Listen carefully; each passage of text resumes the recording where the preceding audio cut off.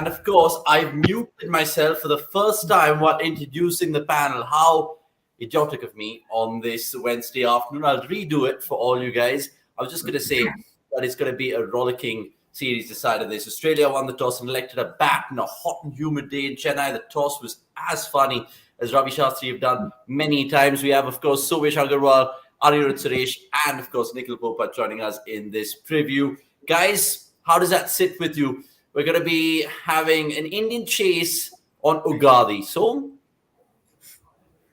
I don't know. I'm a bit surprised. I think India would be happy that they get to chase because they are usually far more comfortable that way. I'm interested to see where Warner bats. He would have to open, I'm assuming, and what Australia do with Mitchell Marsh because he's really done well at the opening spot, and Travis Head has been the other incumbent opener for a while now. So interesting, but I think I don't know. I'm looking forward to the pitch as well, not just for this game, but also IPL back to the home and away thing and that aura around CSK playing at Chepauk. So I'm really interested to see how this pitch behaves because from the toss it suggests that Steve Smith feels it will slow down as the game progresses. Yeah, Rohit Sharma said the opposite, where they were happy to actually be doing what they're doing right now. Anirudh, I'll come to you. Are you happy with those two Australian changes? Of course, one forced, I'm guessing with Green being ill, but the other one with Ellis and Agar, it's understandable given the surface, right? Yeah, absolutely. At some point, they had to play two spinners. This is a World Cup year, a World Cup in India, and there will be days, where they'll have to play two spinners. So it's a good outing for Ashton Agar. I think we'll be interested to see how he goes. But yeah, the question is still there though. Like, who goes out if Ashton Agar plays in a first choice 11? Because right now you feel that one of the two seamers will come in for Sean Abbott in the first 11. It has to be Cummins because he's the captain, right? But then again, is Cummins a better ODI bowler than Hazelwood? We don't know that. We can't say that for sure. So, but that's a headache for later. But now I agree with Somesh that it'll be interesting to see what they do with Warner, where he bats. Because if they give Mitchell Marsh one more match to open the batting, which is here, if they open with Marsh and Head again, maybe it's an indication that they are looking as these two as the opening pair, and maybe Warner might slot in the middle order. That is one. That is also one possibility. But yeah, that is the only big takeaway from this toss. Let's see where Warner bats. We still. Yeah, that's a big question for Australia, right? Where Warner bats. Essentially it's been Head and Warner, but then of course Mitchell Marsh doing what he did the last one. You can't reject that. Nix, I'll come to you now, and of course talk to me about India because I think Rahul Dravid went on to say yesterday that they've pretty much known the team that they want to play in this World Cup. They're narrowing it down to 17 to 18 players. Is there truth in that, or do you think that there's a little bit more that we need to read into? We've had a lot of Indian press conferences, and the exact opposite has happened when the big tournaments come around. So, as of now, not reading too much into it because, again, like what's happened with Stays here, you can't plan for it. You can try your level best, but if something like that is happening, there is very little that you can do to control it. So, while they have narrowed it down to those options that they have, it's important to see what the rules are for those players. So, I think there is a lot of time to discuss those angles as well. For now, I'm very interested to see how two people can read pitch so differently because one feels there is a lot of rough and so it should slow down, while the other says that, we anyways wanted to bowl. So it should be it. And the pitch report also said once it gets cooler, it should be better to bat. So cricket, as funny as it gets, two sides reading it completely differently. Yeah, so just thinking about India's team on this surface, is this the best 11? Because they have, of course, Yuzi on the bench. They have Sundar if they wanted to play him. India unchanged, of course. Do you agree with that thought? So India's 11 in the last game was hardly tested, right? So especially on the bowling front. So and we know for a fact that batting won't see any changes. Any changes that would have happened would have been in the bowling department with Sundar maybe coming in for Akshar. But that wouldn't have been wise because the bowlers were not given a proper chance in the last game. So with that regard, I think in terms of balance, it's pretty solid team considering it is in Chennai.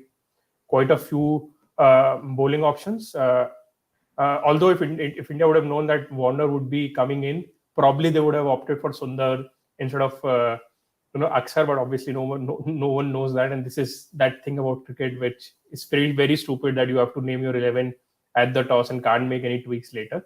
Having said that, I'm really looking forward to how Kuldeep bowls because though he has done well in recent times, his record against Australia, even in this phase of his career where he's doing well, is not that great. He has an economy of around 6.7 against them in the past couple of years, and he's not played against England.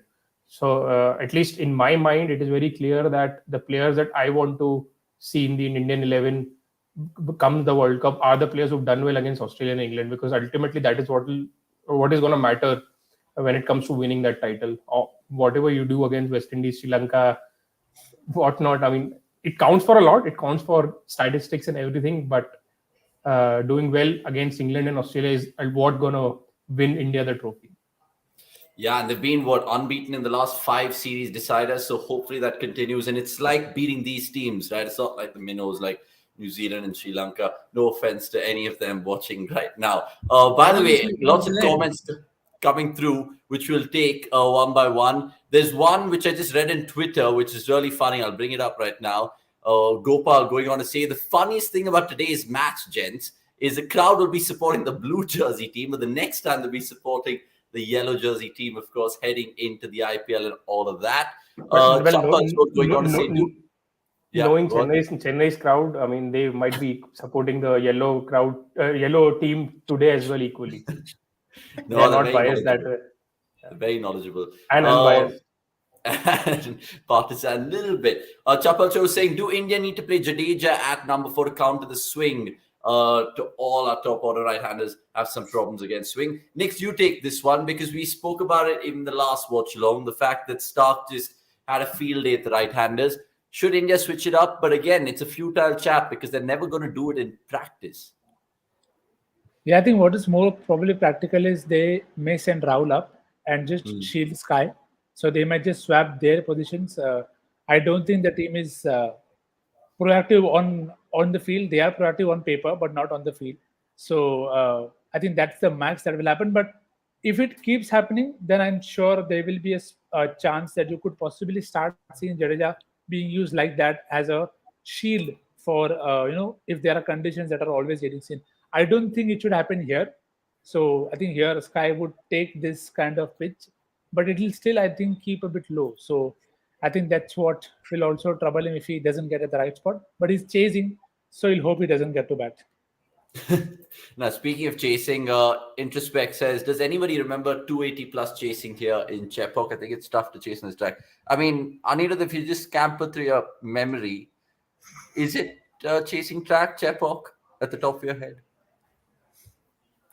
I don't know. I mean, a lot of ODI cricket has not... A lot of ODI cricket has not been played here anyway in the last 5 years or so. I think the last match was in 2019 and before that 2017. So it's like in 6 years we had 2 ODIs, so we can't really read anything from those matches. So we'll see what happens. We'll see. I mean, anyway, this is like preparation for both sides. Australia won't get better opportunity to test themselves out on these wickets ahead of the World Cup. Similarly, like India, I mean, you can say that India can send a left-hander to counter the swing and all, but at the same time, this is the last opportunity to test out someone at Sky at 4.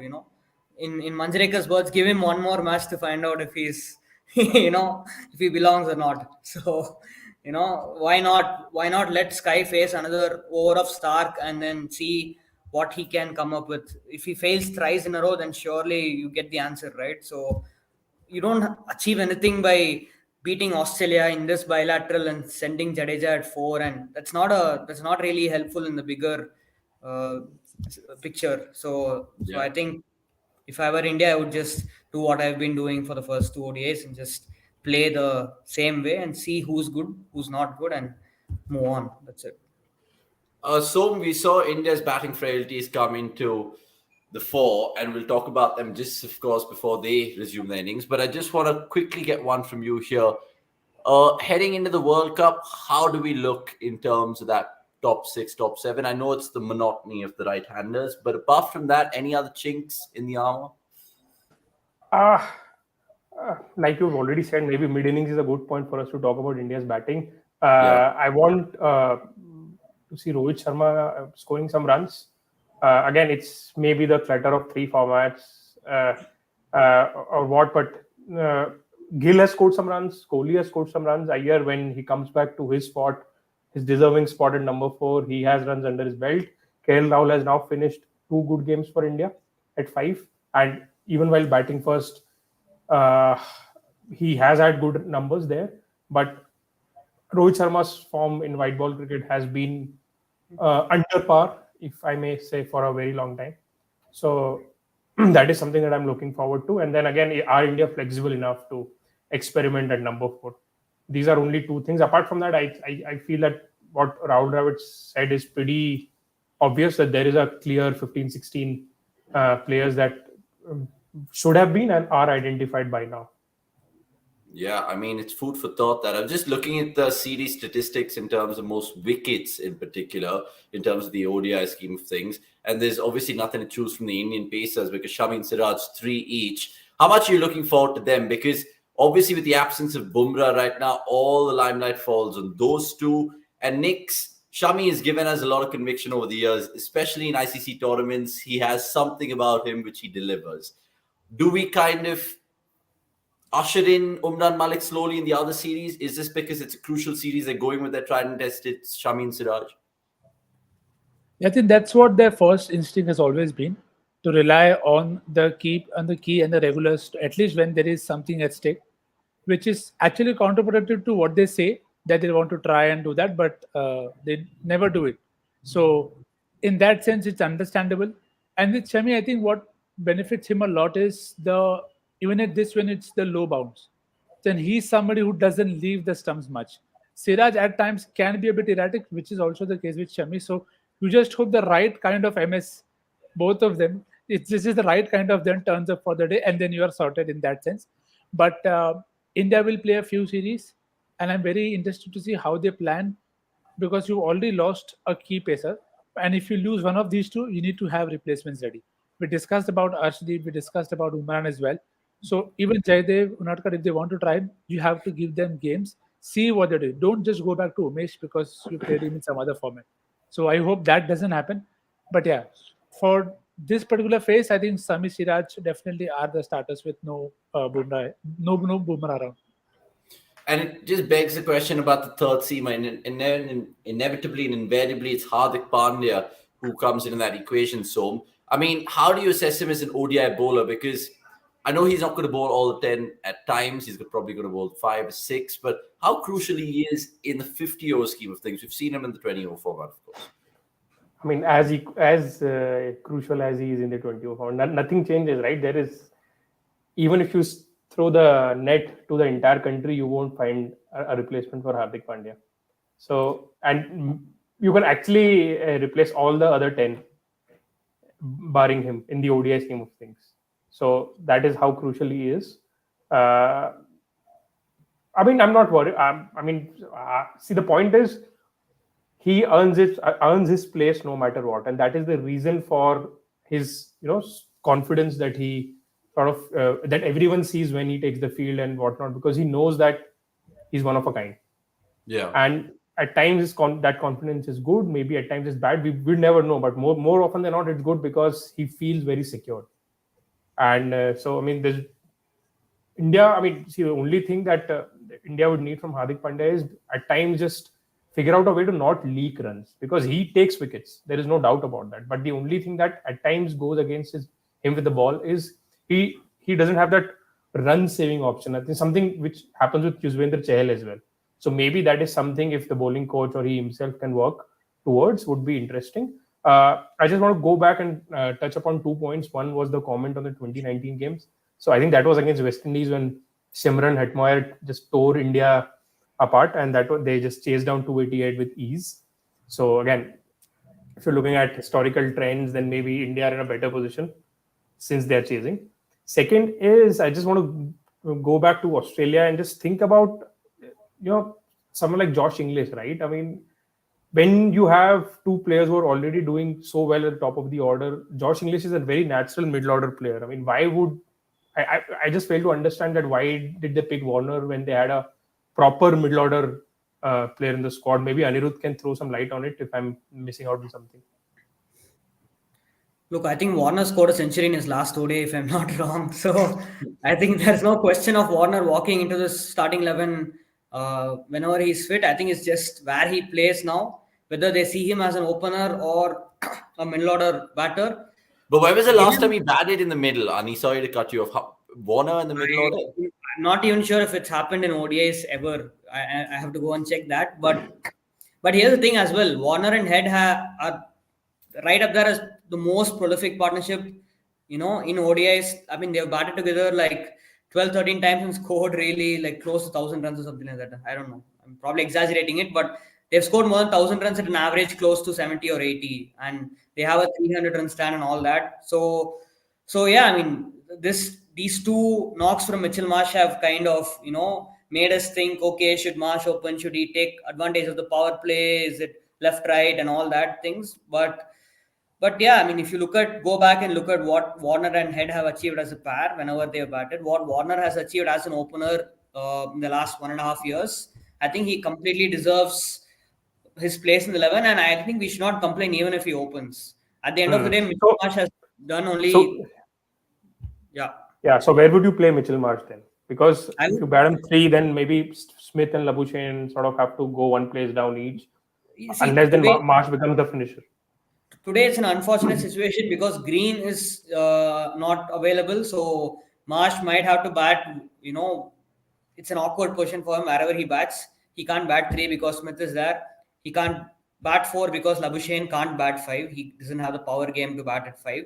So Marsh probably has to fill in the void left by Green probably at 5 or 6.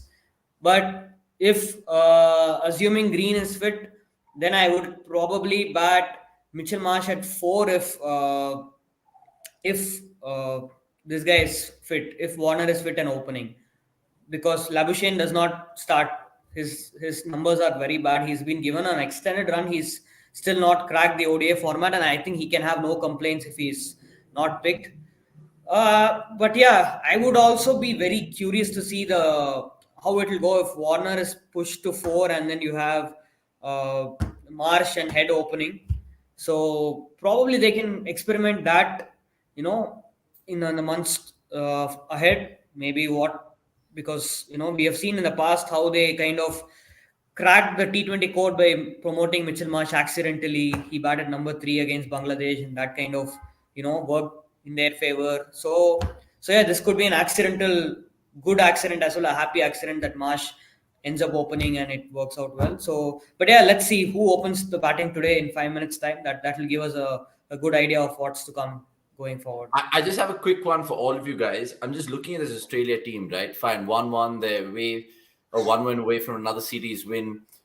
How good are they, and are they playing their best possible 11 right now in this game? I know there's no Cameron Green and maybe Hazelwood. Apart from those two, surely they're playing their best 11, right? In the World Cup. Why are you shaking your head, Anirudh? I mean, there's no Hazelwood as well. I mean, there's no Hazelwood. Yeah, but it's a very, like, you can't say they're playing the best 11 because there is okay, fine. So imagine there was Hazelwood. Hazelwood comes in for Abbott. Green comes in for Agar. Stoinis is there. You can't say Australia is playing the best 11. Stoinis is there. So yes, wow. I would have genuinely picked. Yeah, here's a question. Okay, Anirudh, you finish.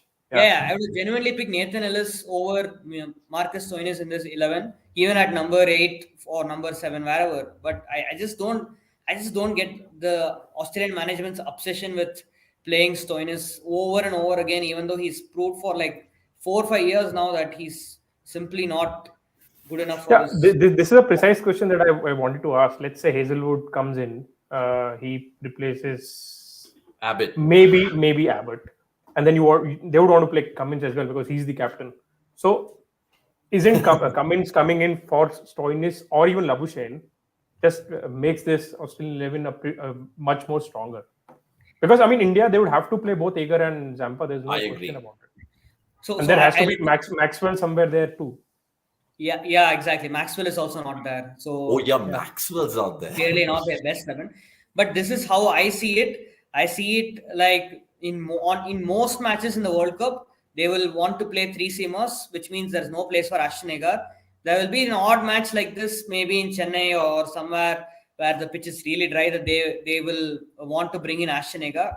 And it will be interesting to see. I think they still don't know who's the pacer who leaves way. Unfortunately, I think it will be Hazelwood because Cummins is the captain. But I still think there's time to fix it. They can name Steve Smith captain and just say that, we'll pick our best 11 possible. So, because I think Steve Smith walks into the 11 as one of the 11 best players, but I don't think Cummins does, especially if you're wanting to play 2 specialist spinners. So, yes, that's the big headache for Australia. So we have 3 minutes to go. And before we come back to Sky and whatnot, and India's 11 and India's World Cup and Rahul Dravid and Rohit Sharma, Anirudh, take your Aussie hat. Give us your best Aussie 11 for the World Cup. Okay, this is, you mean, what's the 11 that starts the World Cup, right? Yeah, irrespective of conditions. Okay, Head and Warner opening. Steve Smith at 3. Mitchell Marsh at 4. Alex Carey at 5. Cameron Green at 6. Glenn Maxwell at 7. You have Mitchell Stark at 8, Pat Cummins at 9, Hazelwood at 10, and Zampa at 11. So no Agar. You have Maxwell and Zampa. No Agar, and I think they have to figure out who should be dropped if... No Labuschagne. No Labuschagne, obviously. So they have to figure out who to drop if they want to play Agar. But clearly, because since they didn't play Agar in the first 2 matches, I don't think they see Agar as a first choice spinner, because if they had the plans of playing 2 spinners, they surely would have played 2 spinners for the first 2 matches as well. So that's an intimidating 11 with Mitchell Stark coming in at 9. Yeah, you can say that probably.